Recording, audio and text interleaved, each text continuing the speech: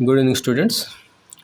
మనం ఇప్పటివరకు ప్రీవియస్ వీడియోస్లో ఇంతకుముందు చెప్పిన వీడియోస్లో ఇక్కడి వరకు చెప్పుకుందాం. అక్కడి వరకు మనం చెప్పుకుందాం. ఇప్పుడు మనకి టాపిక్ ఏంటంటే ఈ వీడియోలో some characteristic features of pi bonds. కొన్ని క్యారెక్టరిస్టిక్ ఫీచర్స్, కొన్ని పై బాండ్స్ యొక్క ప్రాపర్టీస్ అన్నమాట. So in a pi bond formation, parallel orientation of two p orbitals on adjacent atom is necessary. That means ఏమంటున్నాడంటే ఒక పై bond ఫార్మేషన్లో మనం previous వీడియోలో చూసాం. పై bond ethene example తీసుకొని పై బాండ్ ఎలా ఫామ్ అవుతుంది, sp2 హైబ్రిడైజేషన్ ఎలా జరుగుతుంది అనేది చూసాం. అందులో పై బాండ్ ఫామ్ అవడానికి రెండు p ఆర్బిటాల్స్ పక్కపక్కన కార్బన్ మీద పర్పెండిక్యులర్గా ఉండేటట్టు మనం డయాగ్రామ్స్ కూడా గీసాం. ఆ వీడియో యొక్క లింక్ నేను ఈ వీడియోలో కింద ఇస్తాను, డిస్క్రిప్షన్లో ఇస్తాను, ఒకసారి చూడండి. So adjacent atoms necessary for a proper side way overlap. Pi bond అనేది ఎప్పుడు కూడా సైడ్ వే ఓవర్లాప్ అవుతుంది అనమాట. Thus in CH2 double bond CH2 molecule all the atoms must be in the same plane. అందుకే దాన్ని planar structure అంటారు. అదే నేను ప్రీవియస్ వీడియోలో ఎక్స్ప్లెయిన్ చేశాను. The p orbitals are mutually parallel and both the p orbitals are perpendicular to the plane of the molecule. So అది సింపుల్గా నేను ఇక్కడ మీకు డ్రా చేసి చూపెడతాను. మళ్ళీ ఇంకోసారి ఇక్కడ ఏమంటున్నాడంటే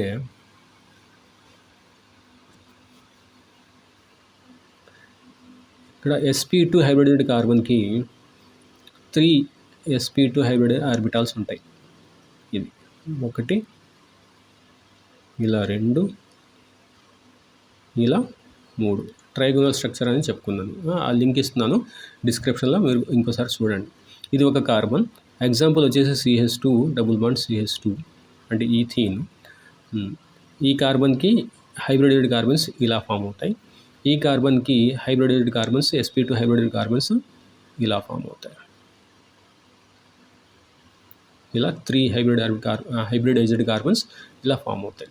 ఇది ఒక కార్బన్, ఇది ఒక కార్బన్. ఇక్కడ 2 ఎలక్ట్రాన్స్, ఇక్కడ ఒక హైడ్రోజన్, ఇక్కడ హైడ్రోజన్, ఇక్కడ హైడ్రోజన్, ఇక్కడ hydrogen, s orbitals bond form చేస్తే 2 ఎలక్ట్రాన్స్ ఇక్కడ ఉంటాయి, 2 ఎలక్ట్రాన్స్ ఇక్కడ ఉంటాయి. ఒకటి sp2 హైబ్రిడైజ్డ్ కార్బన్ది, రెండోది హైడ్రోజన్ అనమాట. ఇలా ఉంటాయి. సో ఇక్కడ p ఆర్బిటాల్ పైన కింద ఇలా ఉంటుంది p ఆర్బిటాల్. సో ఇక్కడ ప్యారలల్గా ఉంటుందన్నమాట. ఈ హైబ్రిడైజ్డ్ ఆర్బిటాల్స్ ప్లేన్ ఇలా పేపర్ మీద అన్ని ఆటమ్స్ అంటుకునేలాగా ఇలా ఉంటే ఈ p ఆర్బిటాల్స్ మాత్రం ఇలా పర్పెండిక్యులర్గా ఉంటాయి. దానికి పర్పెండిక్యులర్గా సైడ్ వేస్ ఉంటాయి. ఇక్కడ ఒకటి, ఇక్కడ ఒకటి, ఇలా సైడ్ వేస్ ఉంటాయి అన్నమాట. ఓకే. సో ఇక్కడ ఒక ఎలక్ట్రాన్ ఉంటుంది, ఇక్కడ ఒక ఎలక్ట్రాన్ ఉంటుంది. ఇలా సైడ్ వే పైన కింద ఓవర్లాప్ ఉంటుంది. సైడ్ వే ఓవర్లాప్ అంటారు. ప్రాపర్ సైడ్ వే ఓవర్లాప్కి ఈ రెండు ఎగ్జాక్ట్గా ప్యారలల్గా ఉండాలి. ఈ ప్లేన్కి పర్పెండిక్యులర్గా ఉండాలి. మన పేపర్ మీద పర్పెండిక్యులర్గా రాయలేము కాబట్టి ఇలాగే రాస్తాము. సో ఈ రెండు ఈ ప్లేన్కి పర్పెండిక్యులర్గా ఉంటాయి అన్నమాట. పైకి ఇలా, పైకి ఇక్కడ కూడా ఇలా పైకి సైడ్ వే అనమాట. సో ఇలా అనమాట. సో ఇలా ఉంటాయి పైకి. సో ఇక్కడ సైడ్ వే ఓవర్లాప్ ఉంటుంది అన్నమాట. అందులో ఎలక్ట్రాన్స్ ఉంటాయి, సైడ్ వే ఓవర్లాప్ ఉంటుంది అన్నమాట. ఓకే. సో ఇక్కడ మీరు చూస్తే ఏమంటున్నాడు, ఇక్కడ rotation of the 1 CH2 fragment with respect to the other interferes with maximum overlap of p orbitals and therefore such rotation about CC carbon double bond is restricted అంటున్నాడు. అంటే దాని అర్థం ఏంటంటే ఇక్కడ పైన కింద ఈ విధంగా బాండ్ కట్టేసింది. ఇక్కడ ఫ్రీ రొటేషన్ లేకుండా ఇది తిరగలేదు అనమాట. ఇక్కడ పైన ఇక్కడ కింద ఇలా కట్టేయడం వల్ల ఇది ఇలా తిరగలేదు, ఇలా తిరగలేదు. ఎందుకంటే ఇక్కడ పైన ఇక్కడ కింద దాన్ని కట్టేస్తుంది, పై బాండ్ అనేది కట్టేస్తుంది కాబట్టి దాన్ని రెస్ట్రిక్టెడ్ రొటేషన్ అంటారు. అంటే రొటేషన్ ఉండదు అనమాట, అవి ఫిక్స్డ్ ఉంటాయి అన్నమాట. ఇది అదే సింగిల్ బాండ్ అయితే ఇలా తిరుగుతుంది, ఇలా ఫ్రీ రొటేషన్ ఉంటుంది, కానీ డబుల్ బాండ్ కాబట్టి ఇలా పట్టేసి ఉంటుంది కాబట్టి అది అలా రొటేషన్ చెందదు అనమాట, రొటేషన్ అవ్వదు, పైన కింద ఇలా పట్టేసి ఉంటుంది. సింగిల్ బాండ్ అయితే ఇలా ఉంటుంది కాబట్టి ఫ్రీ రొటేషన్ ఉంటుంది అనమాట ఇలాగా. ఓకే, సో ఇది and therefore such rotation about CC double bond is restricted. The electron charge cloud of the pi bond is located above and below the plane of the bonding atoms. Electron charge cloud, దీన్ని electron charge cloud అంటారు. ఇది bond ఇలా చూపెడతాం మనం, యాక్చువల్గా అది electron charge cloud అనమాట. ఇదంతా ఇక్కడ కూడా ఎలక్ట్రాన్ ఛార్జ్ క్లౌడ్ ఉంటుంది, క్లౌడ్లా ఉంటుంది అనమాట. ఈ బాండ్ క్లౌడ్లా ఉంటుంది. ఇది చాలా పెద్దగా ఉంది కాబట్టి మనకి అలా బాండ్లా కనిపిస్తుంది, కానీ యాక్చువల్గా అయితే అది చాలా చిన్నది కాబట్టి యాంగ్స్ట్రామ్ యూనిట్స్లో ఉంటుంది కాబట్టి ఎలక్ట్రాన్ క్లౌడ్ ఆ రెండు కార్బన్స్ యొక్క పీ ఆర్బిటాల్స్ మీద స్ప్రెడ్ అయి ఉంటుంది అన్నమాట. Okay, so this results in the electrons being easily available to the attacking reagents. So ఇలా దీన్ని ఎలా చూస్తాం మనం, ఇదొక కార్బన్, ఇక్కడ ఇది సిగ్మా బాండ్ అనమాట. ఇది సిగ్మా బాండ్, ఇది పైన కింద ఉంటుంది, కానీ మనం ఒక లైన్ కింద ఇలా పై బాండ్ ఇలా మనం డిస్క్రైబ్ చేస్తాం అన్నమాట, డినోట్ చేస్తాం ఇలా. సో ఇదొక హైడ్రోజన్, ఇదొక హైడ్రోజన్. జనరల్ ఈ సిగ్మా బాండ్ అనేది స్ట్రాంగ్ బాండ్, చాలా స్ట్రాంగ్ ఉంటుందంట. అది రియాక్షన్స్లో ఈజీగా ఇన్వాల్వ్ అవ్వదు. కానీ ఈ పై బాండ్ ఉంది సరే, ఈ పై బాండ్ అది లెబైల్ బాండ్ అనమాట. లెబైల్ అంటే చాలా ఈజీగా రియాక్షన్స్లో ఇన్వాల్వ్ అవుతుంది. ఇలా డబుల్ బాండ్ ఇలా ఉన్నప్పుడు, ఈ పై బాండ్ ఒక మాలిక్యూల్ ఇలా ఉన్నప్పుడు దాని పక్కన ఏదైనా ఒక ఎలక్ట్రోఫైల్ అంటే పాజిటివ్ ఛార్జ్ ఉన్నటువంటి ఇలా ఎలక్ట్రోఫైల్ వచ్చింది అనుకోండి, ఇలా మిథైల్ కార్బోనియం అయాన్ కానీ, లేకపోతే ఇలా Br+ బ్రోమోనియం అయాన్ కానీ, లేకపోతే ఇలా NO2+ నైట్రోనియం అయాన్ కానీ, ఇలా పాజిటివ్ ఛార్జ్డ్ స్పీషీస్ ఏమైనా వచ్చినాయి అనుకోండి, ఇక్కడ పై బాండ్ మీద ఎలక్ట్రాన్ ఉంటుంది, అంటే నెగిటివ్ ఛార్జ్ ఉంటుంది. పై బాండ్ అంటే నెగిటివ్ ఛార్జ్, అది కూడా లెవైల్ అనమాట. అంటే ఈ స్పీషీస్ ఈ బాండ్ని ఈజీగా దీనికి డొనేట్ చేసేస్తుంది, ఇలా దానికి ఇచ్చేస్తుంది, ఎలక్ట్రాన్ డెన్సిటీ దానికి అలా ఇచ్చేస్తుంది అనమాట.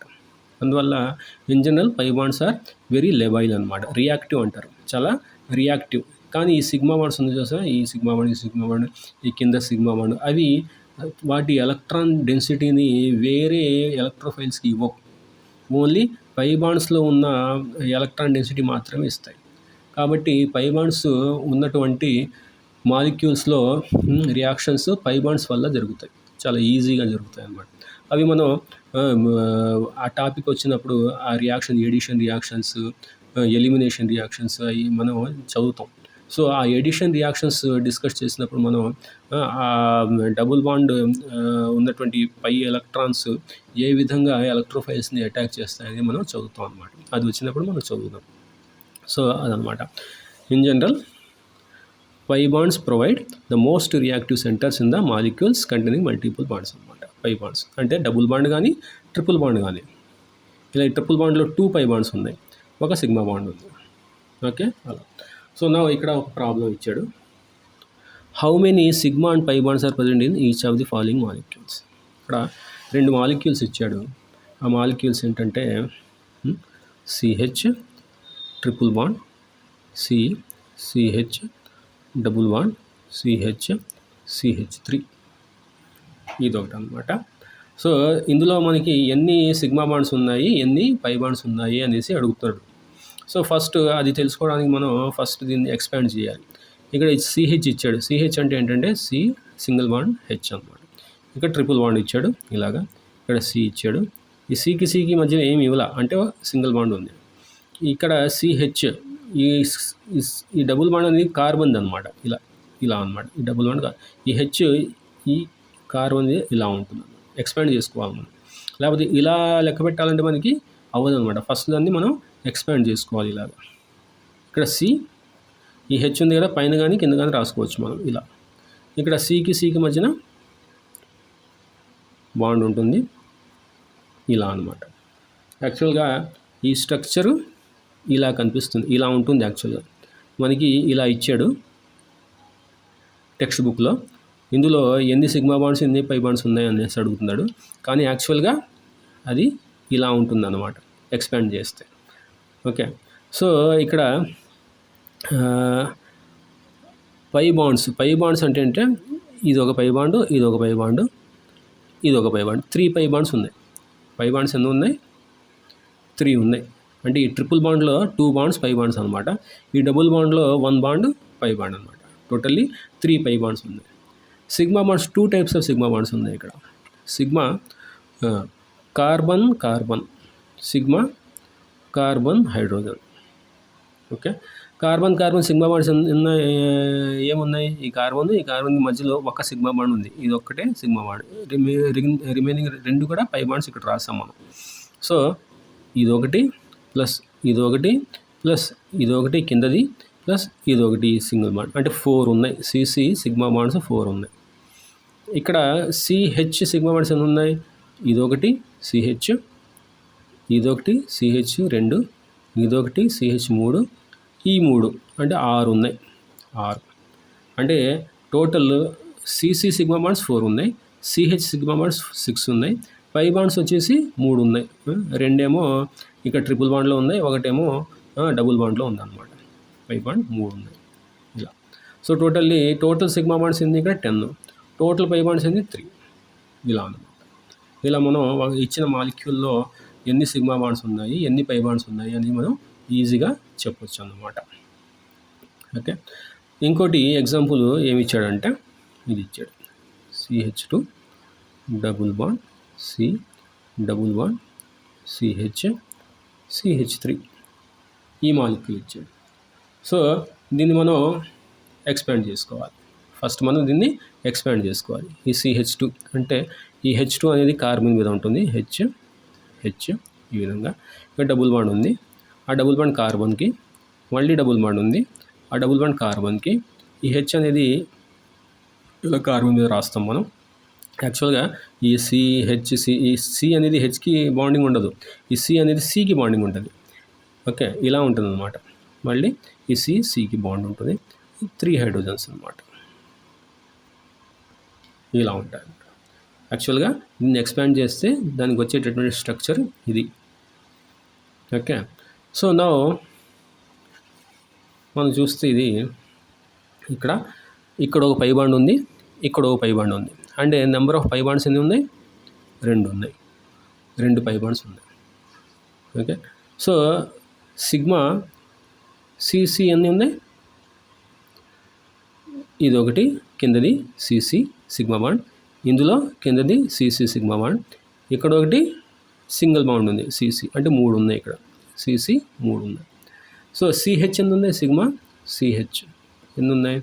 ఇది ఒక సిహెచ్, ఇది ఒక సిహెచ్, ఇది ఒక సిహెచ్ 3, ఇక్కడ 3 అంటే 6 ఉన్నాయి. 6 అంటే total number of sigma bonds ఎన్ని ఉన్నాయి? ఈ CC 3 sigma bonds, CH 6 sigma bond 9 ఉన్నాయి అనమాట. టోటల్ పై బాండ్స్ ఎన్ని ఉన్నాయి? 2 ఉన్నాయి అనమాట. 2. ఆ విధంగా మనం ఇచ్చిన ఈ మాలిక్యూల్లో ఎన్ని సిగ్మా బాండ్స్ ఉన్నాయి, ఎన్ని పై బాండ్స్ ఉన్నాయి అనేది మనం ఈజీగా రాయొచ్చు అనమాట. ఈ మాలిక్యూల్లో 10 సిగ్మా బాండ్స్ ఉన్నాయి, 3 పై బాండ్స్ ఉన్నాయి. ఈ మాలిక్యూల్లో 9 సిగ్మా బాండ్స్ ఉన్నాయి, 2 పై బాండ్స్ ఉన్నాయి అన్నమాట. అలా. ఓకే, సో ఇది ఆ క్వశ్చన్కి సంబంధించిన ఆన్సర్ అన్నమాట. ఇంకో క్వశ్చన్ ఏం రాశాడు? ఇంకో క్వశ్చన్ ఇక్కడ ప్రాబ్లం నెంబర్ 12.2.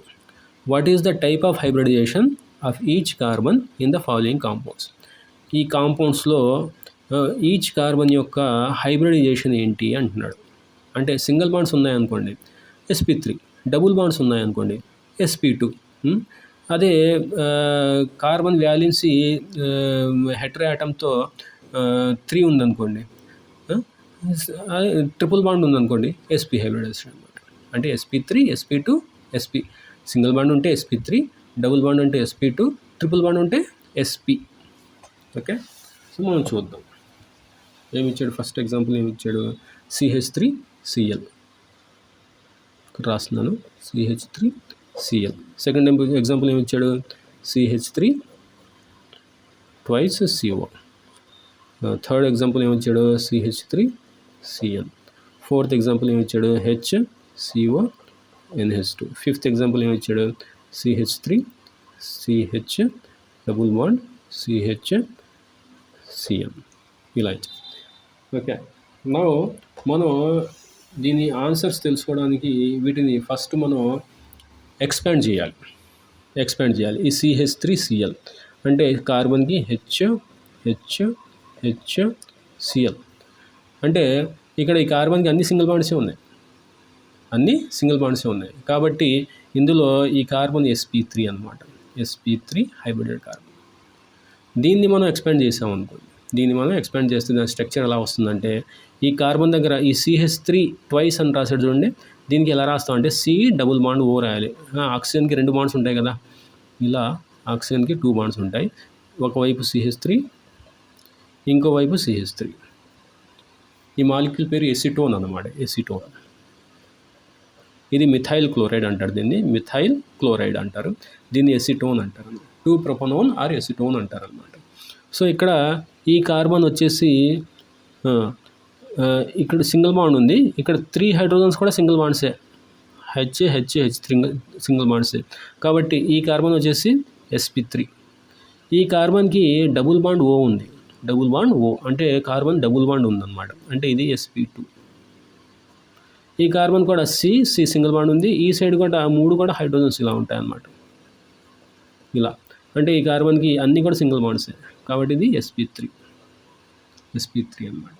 అంటే ఇందులో ఈ 2 కార్బన్స్ sp3, ఈ కార్బన్ మాత్రం sp2 అన్నమాట.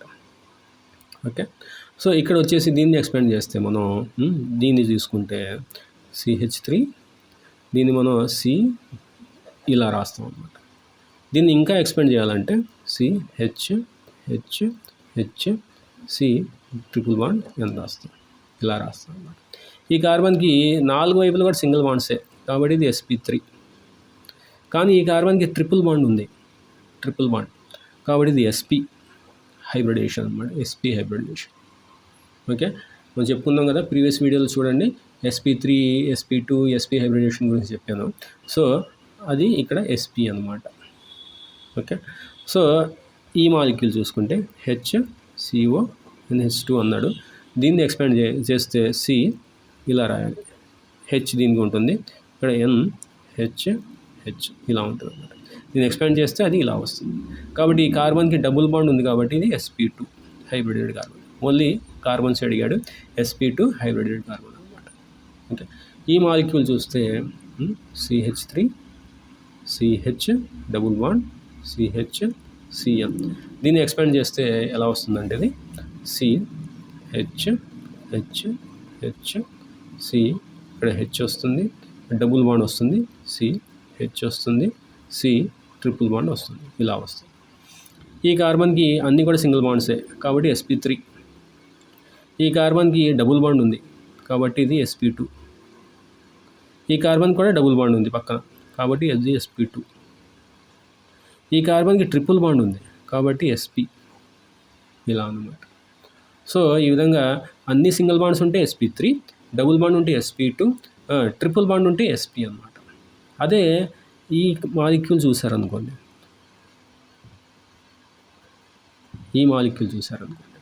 ఇక్కడ ఈ కార్బన్కి డబుల్ బాండ్ ఉంది కంటే sp2, ఈ కార్బన్కి sp2, ఎందుకంటే ఈ సైడ్ డబుల్ బాండ్ ఉంది. కానీ ఈ కార్బన్ చూసారా, ఇటు డబుల్ బాండ్ ఉంది, ఇటు డబుల్ బాండ్ ఉంది, కాబట్టి ఇది sp అవుతుంది అనమాట, sp హైబ్రిడేషన్ అవుతుంది. ఎల్లీన్ అంటారు దీన్ని, sp హైబ్రిడేషన్ అనమాట. డబుల్ బాండ్ ఉన్నా 2 డబుల్ బాండ్స్ ఉన్నాయి కాబట్టి అది ట్రిపుల్ బాండ్తో సమానంగా sp హైబ్రిడేషన్ అవుతుంది అనమాట.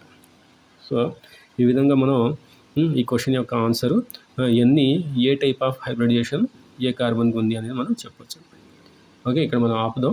నెక్స్ట్ క్లాస్లో మనం నెక్స్ట్ క్వశ్చన్ మనం తీసుకుందాం. Okay, thank you.